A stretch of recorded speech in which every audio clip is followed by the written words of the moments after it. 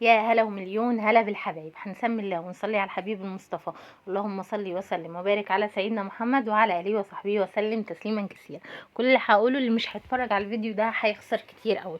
يلا بينا نبدا. عندي زي ما انتم شايفين كده كيلو من الدقيق، كوبايه كبيره حليب دافي، عليهم كوبايه ميه، معلقه ونص سكر، معلقه خميره، وعندي كمان هنا بيكنج باودر معلقه صغيره، وملح ورشه خفيفه من الفانيليا، وفنجان من الزيت، وبيضة، ومعلقة زبدة كبيرة مليانة على اخرها، او معلقتين زبدة. تمام. هي دي المكونات اللي انا هستخدمها. هنعمل بيها حاجة مفيدة جدا لولادنا في المدارس. بدل ما تجيبي سندوتشات وتحشي ومش عارف ايه، احنا هنجيب حاجة كده مغذية وحلوة قوي وكمان هتشبع. زي ما انتم شايفين كده. لايك بقى للفيديو. اول حاجة هنزل بيها دي كوباية مية وكوباية حليب. تمام. وهنزل بالخميرة وبالسكر وحبة من الخل، حبة صغيرين.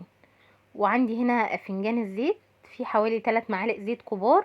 وعندي هنا بقى ايه باقي الخميرة، وهنزل بالبيضة. والبيضة اختياري بس بتدي يعني. بصوا الجيل اللي طالع ده يا جماعة كل حاجة غالية وربنا وحده عالم بيهم، فحرام مفيش تغذية. التغذية زيرو بسبب غلاء الأسعار. حتة بيضة كده مع شوية فانيليا في العجينة تديهم شوية طاقة وتديهم باور في أيام المدارس.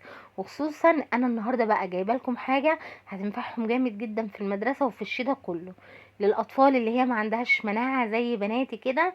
عايزه اقولك دلوقتي الكشف بتاع دور البرد بالدكتور بالادويه بيعمل 500 جنيه ويمكن اكتر. انا النهارده بقى جايبه لكم ده، في دكاتره دلوقتي الكشف بتاعها ب 300 و400 بس. انا النهارده بقى جايبه لكم حاجه بتتباع بره ب 500 وب 700 جنيه، بس قنبله طاقه. هتدي الاولاد كميه تركيز وكميه مناعه بجد هتدعولي عليها. وبتتباع بره بارقام فلكيه، وفي السوبر ماركتات الكبيره، مش اي سوبر ماركت كمان تلاقوها فيه، اللي هي الاصليه مش المعلبه. هقول لكم عليها دلوقتي بعد ما نخلص الوصفه دي، عشان الفيديو ده وصفتين مش وصفه. طبعا الفيديو شارح نفسه. حطينا الحليب باللبن اول حاجه، ونزلنا بالسكر، ونزلنا بالزيت، ونزلنا بالفانيليا وشويه خل والبيضه. وكل المكونات الجافة حطينا الاول المكونات السايلة، بعدين المكونات الجافة، وعجناهم. وخليت في الاخر معلقة الزبدة دي اهو زي ما انتم شايفين، يعني هي معلقة كبيرة مش كمية كبيرة. وهبتدي ان انا اعجن بيها العجينة بتاعتي علشان تدي طراوة وغناوة كده للعجينة. حلوة قوي الخبز اللي احنا هنعمله، او حاجة كده زي الباتيه يا جماعة، بس حاجة بجد يعني القيمة الغذائية بتاعتها عالية وحلوة ومفيدة قوي. زي ما انتم شايفين انا عايزاها العجينه متماسكه ولينه في نفس الوقت. هفضل اعجن فيها لحد لما الزبده تتشرب. وانا عايزه العجينه متماسكه بس ايه لينه، ما تكونش ناشفه. تمام. هسيبها لحد لما حجمها يتضاعف وتخمر. وبعد ما خمرت معايا وممكن تخمر اكتر من كده كمان، هبتدي ان انا انزلها وانزل كميه الهواء اللي فيها. زي ما قلت انا عايزه العجينه لينه عشان تدي طراوه للمعجنات اللي انا هعملها. هبتدي السطح بتاعي نضيفه زي الفل. هبتدي ان انا ايه اهو انا قطعتها بقى دواير. قطعتها دواير مش مكعبات، وسبتها ترتاح وحجمها اتضاعف. انا عامله حجمها كبير، انتي بقى ممكن تعملي حجمها اصغر لو انتي حابه. هو زي فكرة الباتيه، بس باتيه يعني ايه متكلف شوية، حتة الزبدة مع البيضة بحيث ان هو يديهم طاقة كده ايه ويفيدهم شوية. انا حشيته جبنة. عندك بقى جبنة فيتا، جبنة قريش، المتاح. اولادك بياكلوا القريش حطي قريش، ولادك مش بياكلوا القريش حطي جبنه فيتا. وممكن كمان تحطي مع الجبنه لو بيحبوا الزيتون يا جماعه، بيحبوا الفلفل، تروحي ايه خلطه زيتون مقطعاه صغير جدا مع فلفل وتحطيه في قلب الحشوه بتاعتك زي ما انت حابه. هجيب صينيه احط عليها ورقه زبده واحرص فيها المعجنات اللي انا عملتها. عملوا لي زي ما انتم شايفين 10، والعشرة حجمهم كبير. هبتدي ان انا ادهنهم بقى زي ما انت حابه. شويه حليب بقى مع شويه سكر، بيضه. بس انا ما حطيتش بيضه، انا مش بحب البيض في المعجنات. هما شويه حليب مع شويه سكر، بس دوبي السكر كويس عشان ما يقطعش المعجنات واحنا ايه بندهنها بيه. شويه حليب كده مع شويه سكر، شويه نسكافيه، بس مش اللي هو تبع المقاطع يا جماعه. وادعوا لاخواتنا كتير ربنا يعينهم يا رب. زي ما انتم شايفين كده بعد ما دهنته هو حجمه اتضاعف، وبعدين دهنا وشه، وبعدين هرش شويه السمسم على الوش. طبعا الولاد بيحبوا السمسم في المعجنات، والسمسم فيه كميه كالسيوم ومغذي جدا جدا جدا. بدخلها الفرن في الرف اللي في النص على درجة حرارة عالية علشان تستوي معايا، وبعد ما بتطلع برشها بشوية مية واغطيها واسيبها زي ما انتوا شايفين هي سخنة مولعة، بس حرفيا اسفنج. انتي بتتعاملي كأنها اسفنج طرية جدا وهشة، والقطعة منها مشبعة جدا، يعني ما شاء الله مغذية وحلوة قوي.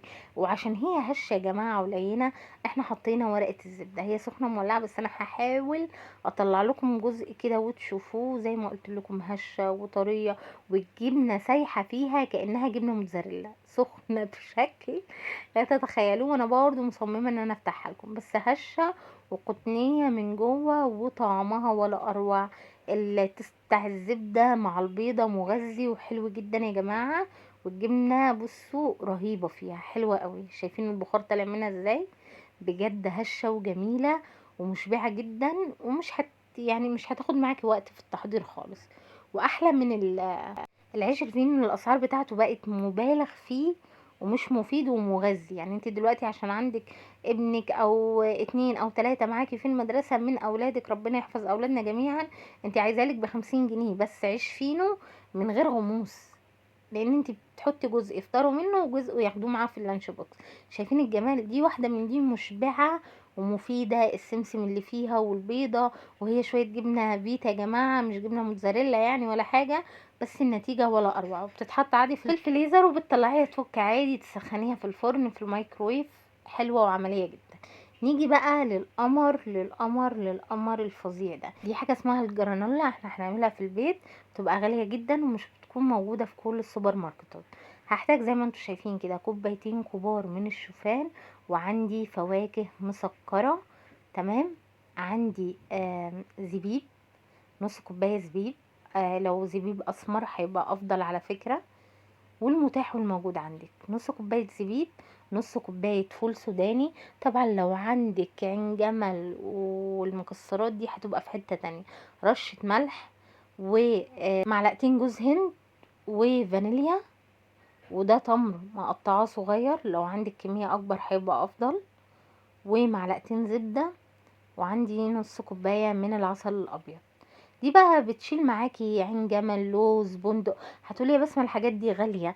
بصي يا جماعة، مفيش اغلى من صحة ولادنا، لا قدر الله. الام فينا حتى لو ما معهاش تجيب اكل وشرب، وانا مش ببالغ، بس ابنها لما بيتعب مش بتستحمل، بنروح نصرف في الدكاترة مبالغ وقدرها، بس كشف مش هقولك العلاج دلوقتي اقل روشتة دور برد عامله 500 جنيه يا جماعه، والعلاج مش مفيد وليه اضرار واثار جانبيه مش كويسه.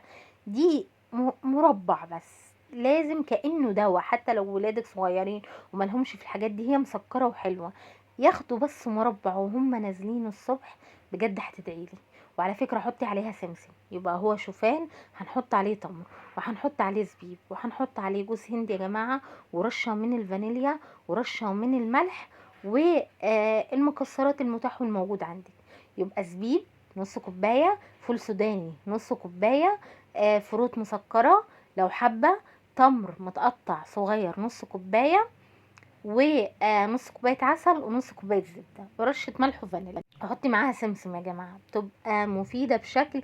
دي بتتباع بره يا جماعه، بياخدوها الناس اللي بتتمرن في الجيم، بتبقى حلوة جدا، وبتتباع بره بمبالغ وقدرها بيبقى غالي جدا. يعني في السوبر ماركت العبوة الكبيرة منها مش ببالغ ب500 واكتر، وان شاء الله انا هصورها لكم في السوبر ماركت، تمام. مش اللي هي بتبقى معلبة في اكياس، والكيس صغير ومليان مواد حافظة، وبيبقى ب20 و25 مربع كده صغير.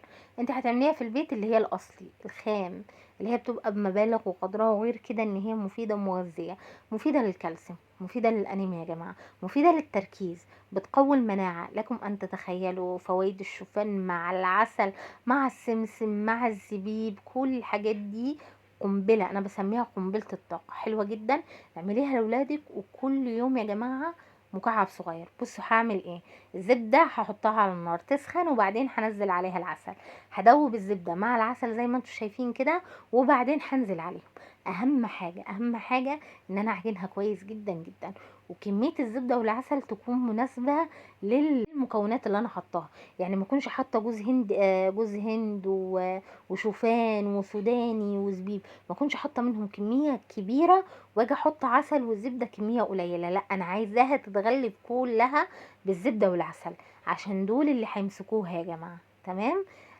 زي ما انتم شايفين كده قلبتهم مع بعض كويس قوي. هجيب صينيه عليها ورقه زبده، وهبتدي ان انا انزل الخليط بتاعي. والبسي جلافز بقى، البسي انا كيس تلاجة عادي، الكيس بتاع الحاجات اللي بنحط فيه في التلاجة. وابدأي بقى بططي بططي بططي. اهم حاجة ان انتي الكمية بتاعت العسل والزبدة تكون مناسبة للخليط، وتغطيه كويس قوي. تمام. وكمان ان انت تضغطيها كويس جدا جدا جدا، لازم السطح بتاعها يكون مستوي، وعلى قد ما تقدري تضغطيها بايدك كويس جدا عشان تبقى مستوية قبل ما ندخلها الفرن. انا حطيت كيس وهبتدي ادخلها الفرن. ايه بقى؟ على الرف اللي في النص، درجة حرارة متوسطة يا جماعة، تقعد من 20 ل25 دقيقة. واياك تقطعيها وهي سخنة. تمام. زي ما انتم شايفين خدت لون معايا وجميلة. بسيبها تبرد وبقطعها واحطها في علبة في برطمان ازاز. بجد جربوها وهتدعولي، حلوة ومفيدة ومغذية جدا، ومفيش اغلى من صحة ولادنا. بنصرف على الدكاترة مبالغ وقدره، والدواء في الاخر بيكون بيسكن وقت معين ومش بيفيد، بيضر ولادنا وبيقلل المناعة بتاعتهم. خلاص بقينا المدارس والمذاكرة والدروس خلاص بقت على الابواب، مدارس وطلوع ونزول ودروس. وجاي علينا الشتاء، الولاد مناعتهم بتبقى ضعيفة في الشتاء بسبب الجو. فجربيها، حلوة جدا ومفيدة ومغذية فوق ما تتخيل. هو ده فيديو النهاردة، وبتمنى يكون عجبكم. لو عجبكم الفيديو شير ولايك واشتراك وتفعيل الجرس عشان يوصلكم كل جديد على قناتي. واشوفكم على خير في فيديوهات تانية كتيرة. مع السلامة.